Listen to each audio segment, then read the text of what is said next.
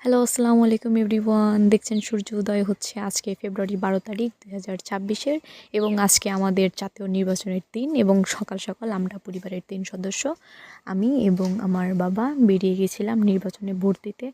ও বাবা, আমরা এসে দেখি অনেক ভিড়। আমরা ভেবেছিলাম হয়তো আমরাই প্রথম ভোট দেব এত সকাল সকাল।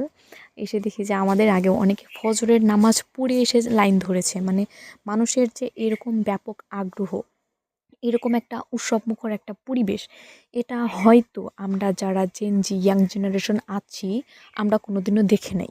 নির্বাচনে এত আমেজ হতে পারে আমরা কোনোদিনও ভাবিও নাই।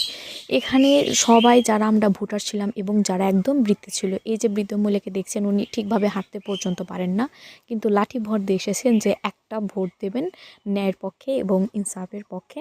আল্লাহর রহমতে ভোট কেন্দ্রে এসে এমন একটা খুশি, একটা আনন্দ লাগলো যে যাক, এবার মানুষ শান্তিপূর্ণভাবে ভোট দিতে পারবে। আমাদের আসন ছিল হচ্ছে সিরাজগঞ্জ ২।